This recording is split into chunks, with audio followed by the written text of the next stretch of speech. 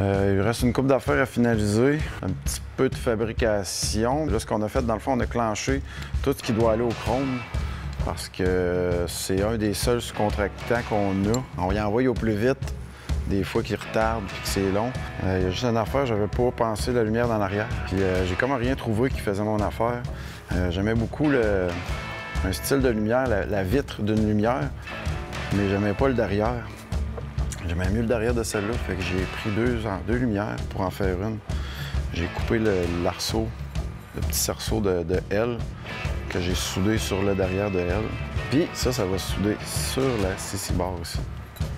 Clic. On va souder ça là. Ça va tout s'en aller au chrome. Fait que tout le kit en arrière va être chromé. Ça devrait être pas pire. Une fois que tout ça est parti, on part en vacances. On peut bien rêver. Les morfleurs, je sais pas mal où ce que je m'en vais. J'ai rêvé à ça cette nuit. Là. Au fond, je me tiens en avant là, comme ça, puis je prends des bouts de tuyaux. Je m'amuse. T'as des rayons différents, des rayons plus serrés, moins serrés. Tout en stainless, t'as des unions. Stainless, il y a le fun. Tu peux le polir. Tu peux le faire chromer après aussi. Mais tu peux le polir, puis ça vient avec cœur.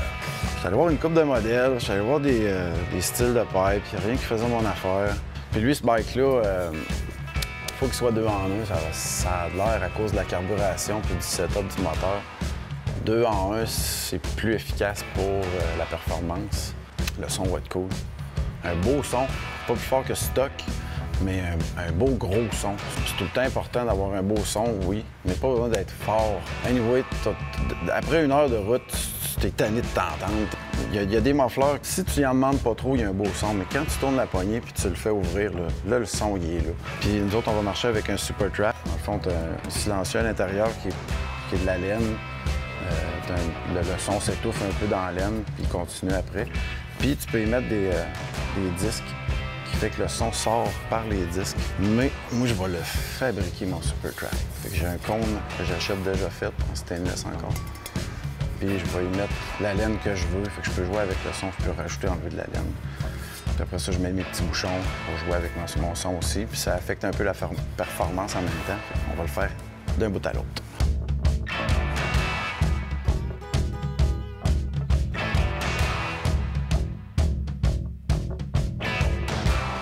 Bon, j'essaie de suivre un peu la ligne du moteur. Là.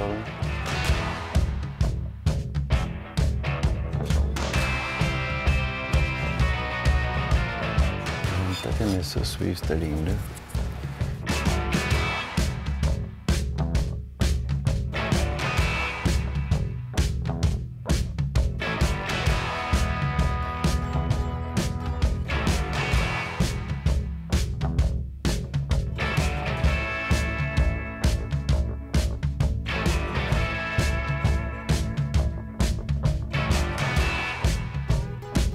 C'est important de couper dans le bon, je sais pas comment expliquer ça, là, mais dans le centre du rayon, tu sais.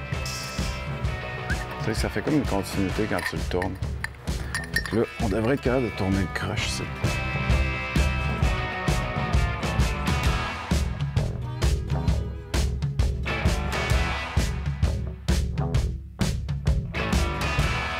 Coupe, puis recoupe, puis de tape, puis recoupe, puis recoupe.